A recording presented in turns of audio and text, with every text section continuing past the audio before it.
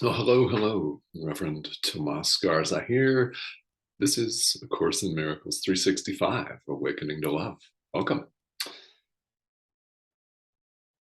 I'm always excited to share with you every day. And today I'm super excited. And when I've shared before, I've also been super excited. And on the next video, I'll also be super excited because there is just the present moment right here. So each video is the best.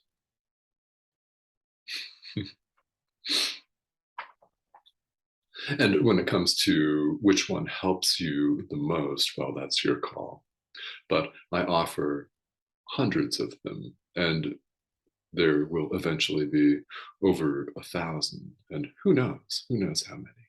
Who knows how many? Because as a teacher, my role is simply to show up and share this course with you, to share my experience with you.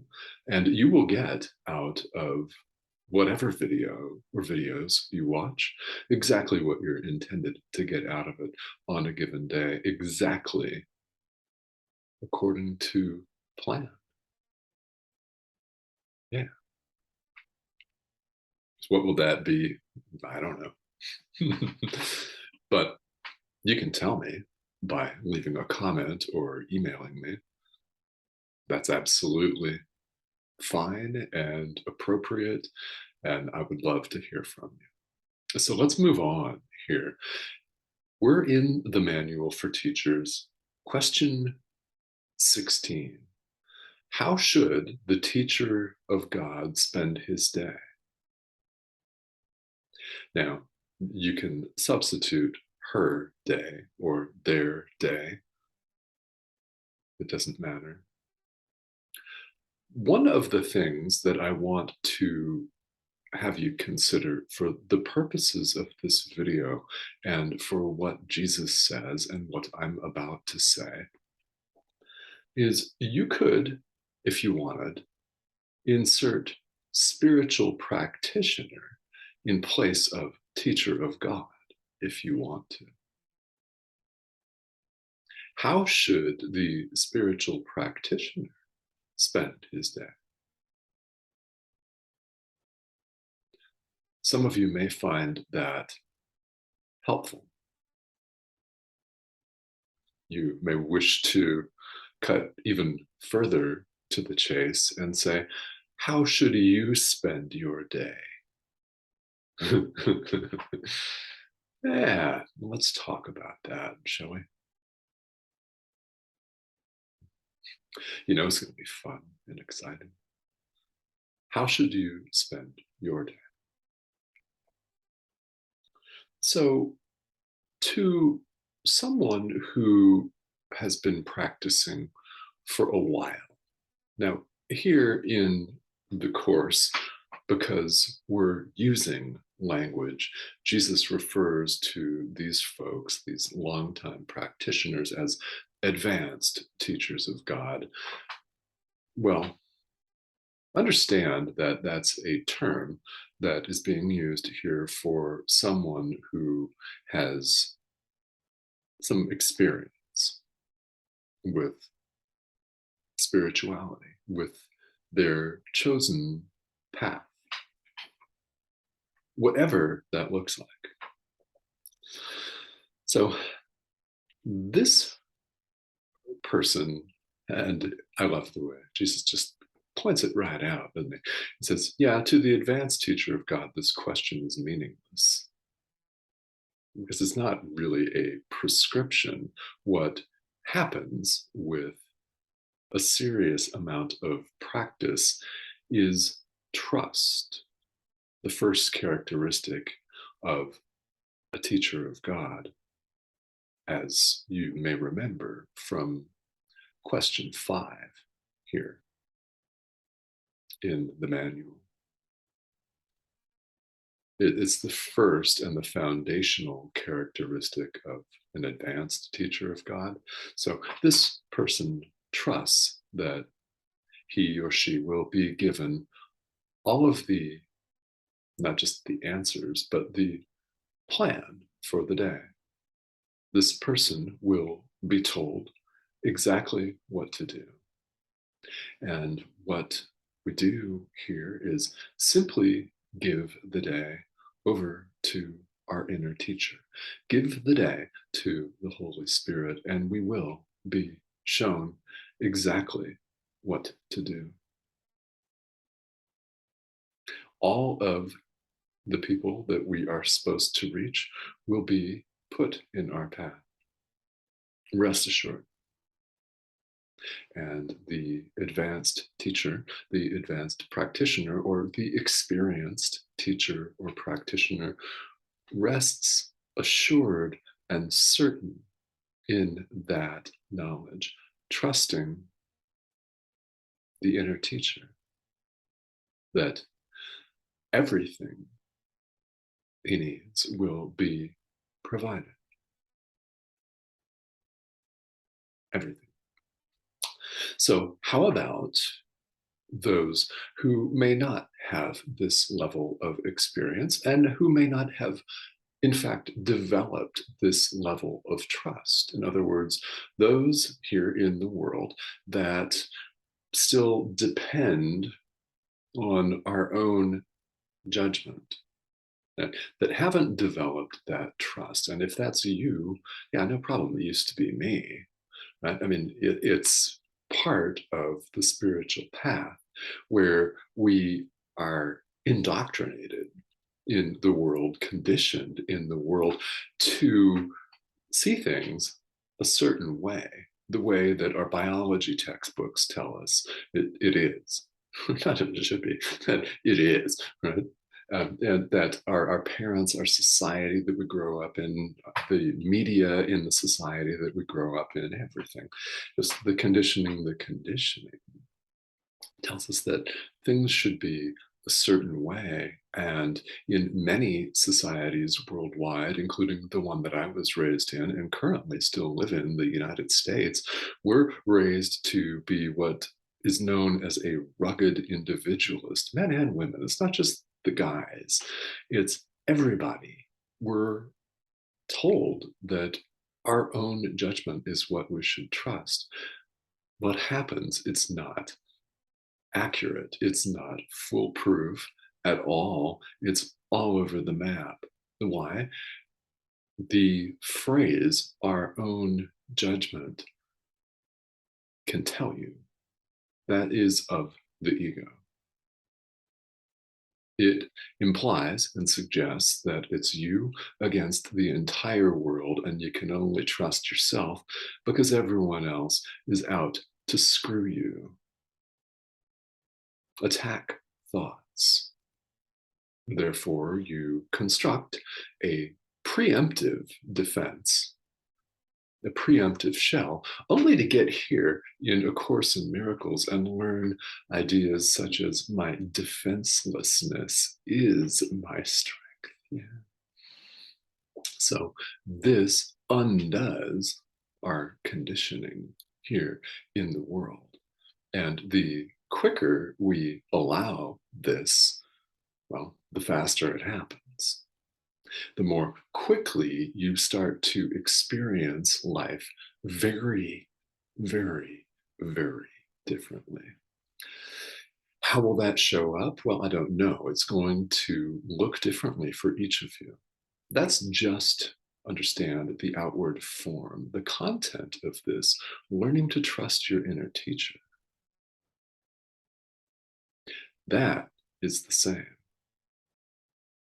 This course, if you maybe have gathered this already, but if you didn't and you're just tuning in, this course is all about the essence, the content, not the outward form. It's about changing your mind, not making adjustments on the level of form, of selecting a different meditation on Insight Timer, or having a different gold watch, or a different lover this month.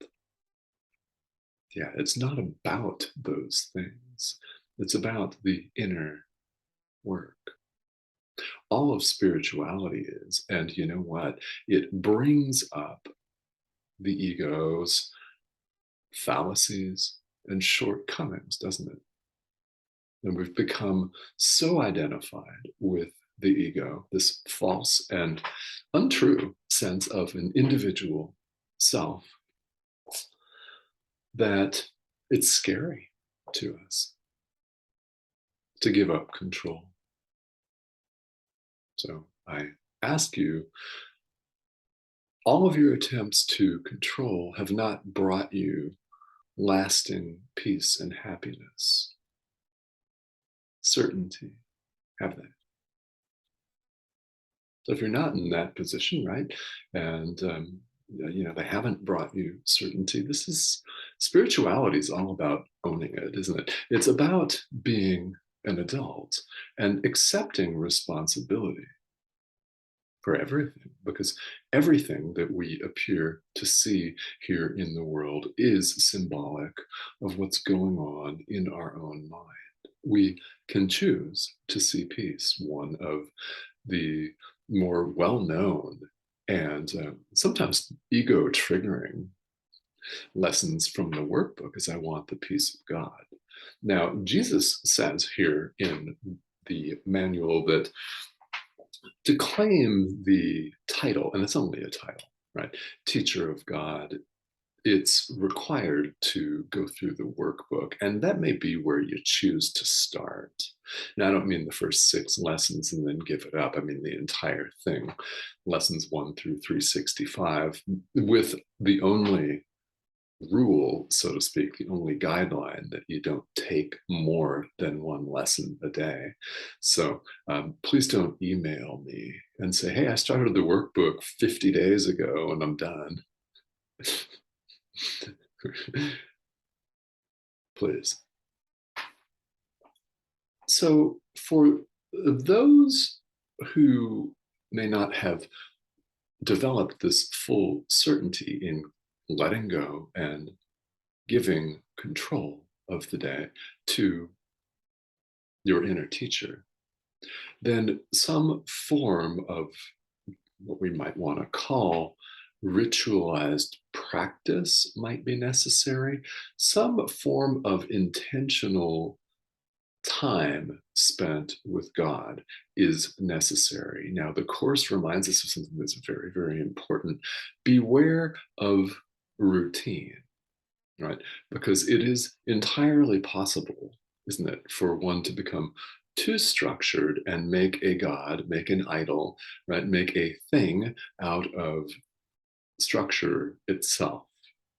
It's what happens one day. If you miss it, you may beat yourself up, or you may resent the circumstance or the people or the person that caused you to miss that. So be mindful of that, is the advice here.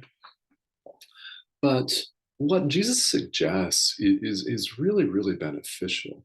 It's to spend some time in quiet contemplation as soon as you can during the day. And mornings are great. Mornings are great if you can do it. It doesn't have to be a set amount of time, nor does it have to be a set ritual. If you're going through the workbook, then if you've been through it, you've got some idea, haven't you, of how these practice periods work and what works for you and what works with your daily schedule, because nobody's saying drop your daily schedule. This can be as short as a few breaths, in fact.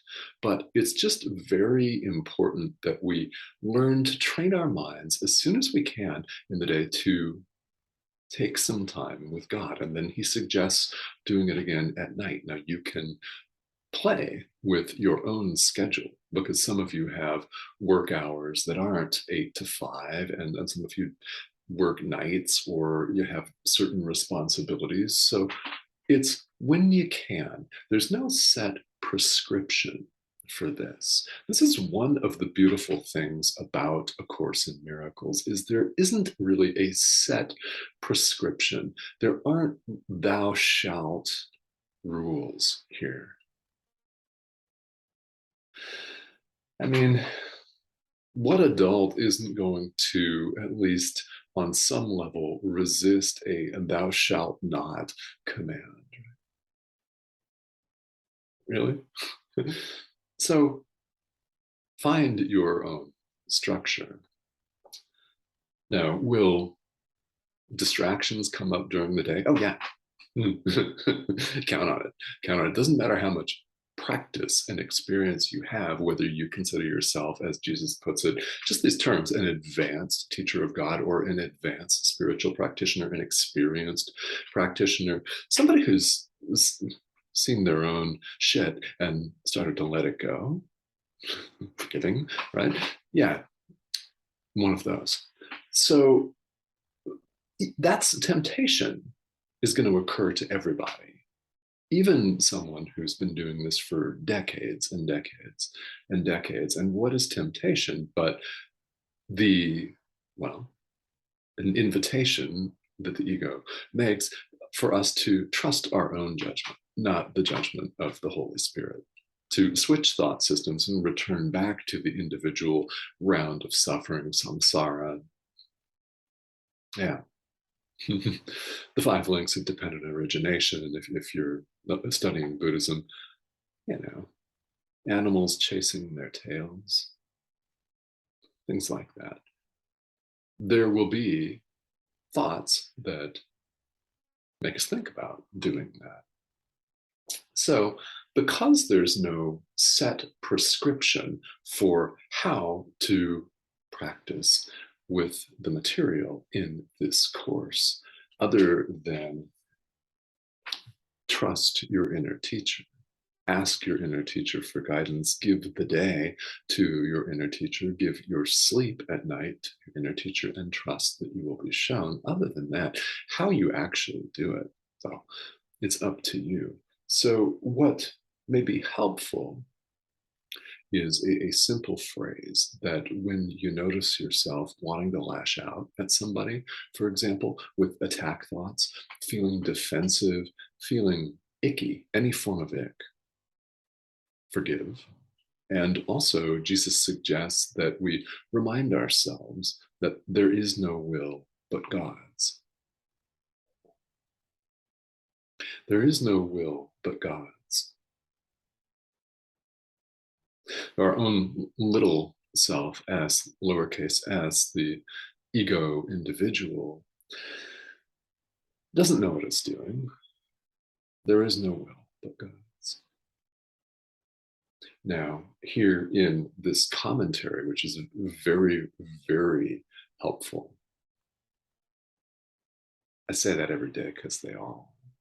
So if you're going through this material, I would not neglect to read every word of it. Doesn't matter how much of it you understand at the time, but every word, every sentence, every syllable is deliberately placed for your benefit.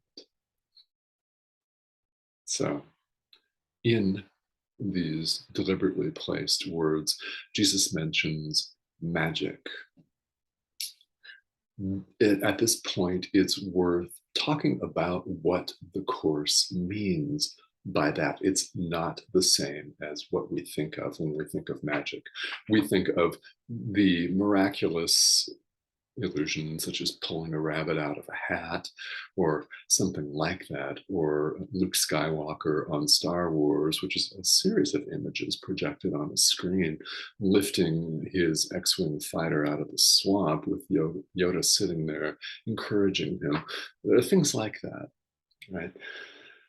Magic, according to A Course in Miracles, is belief in illusions. That's known as magic. So one manifestation of this is trusting our individual judgment instead of the judgment of the Holy Spirit, which, by the way, is the same as siding with the ego. It may not feel evil and vindictive when you do it. It might feel completely automatic because it is ingrained for all of us until we become aware of it and begin to move away from that and shift and change our minds. So magic is a reliance on illusions. So here in the world, our own judgment, everything in the world changes and shifts. The judgment of our inner teacher does not. It sees who we are, the truth in who we are, and teaches us to notice and to learn the difference between what's real and what isn't. Magic is what isn't real, it's the world of external effects.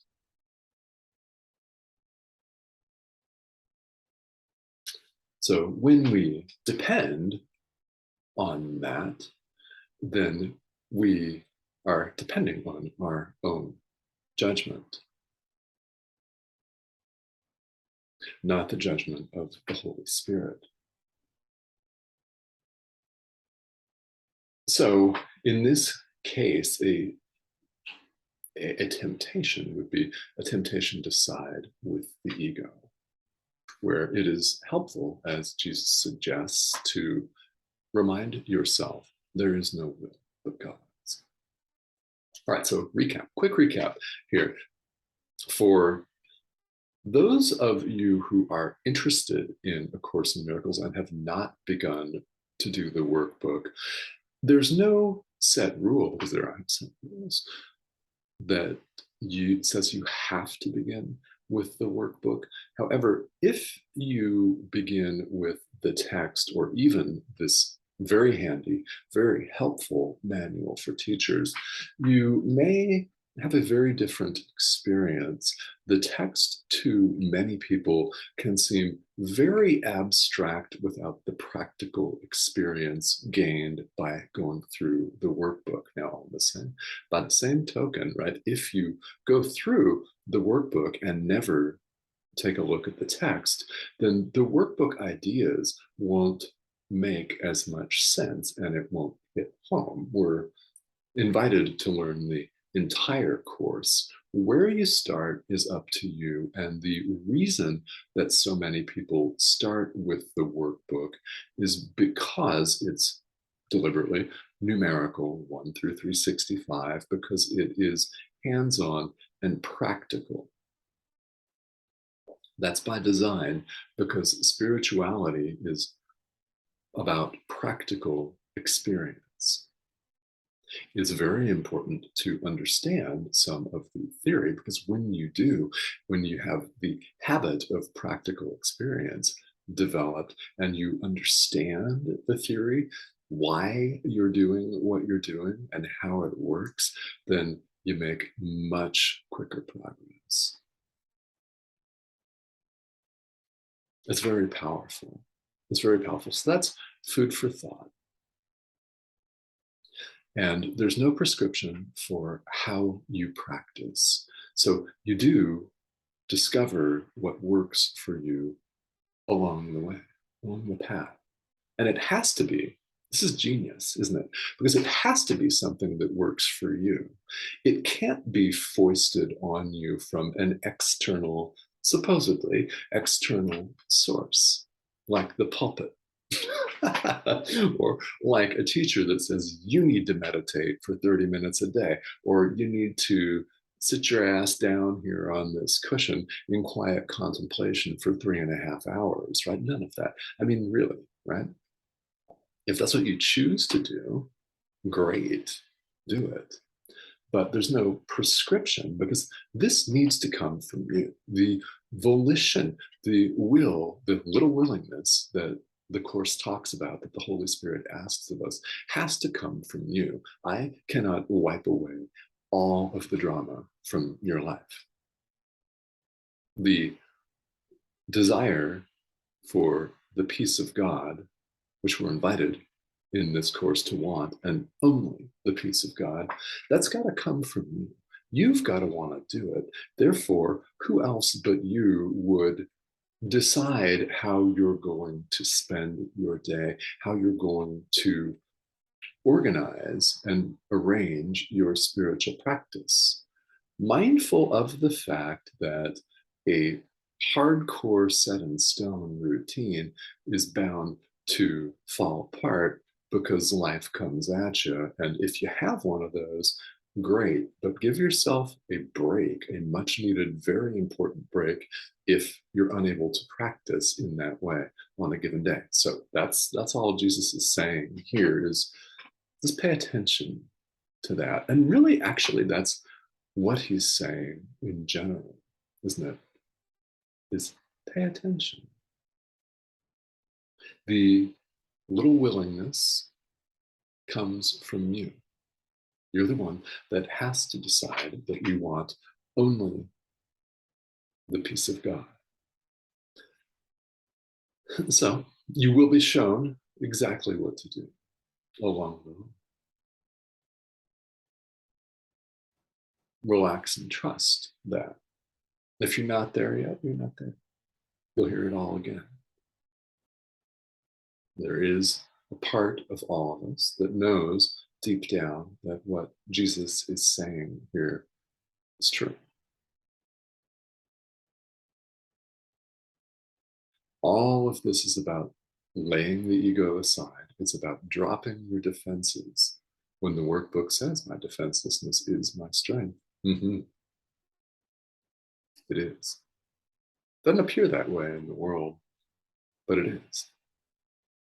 There are many ideas, many different suggestions for practice. Do what you know you're going to be able to do, to commit to do. Changing your mind training, is a commitment that you make. So when you're ready for that, you can experience life very, very differently.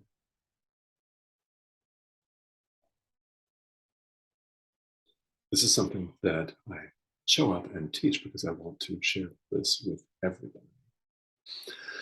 So it would be wonderful of you to begin today to put this into practice. All right. Thank you.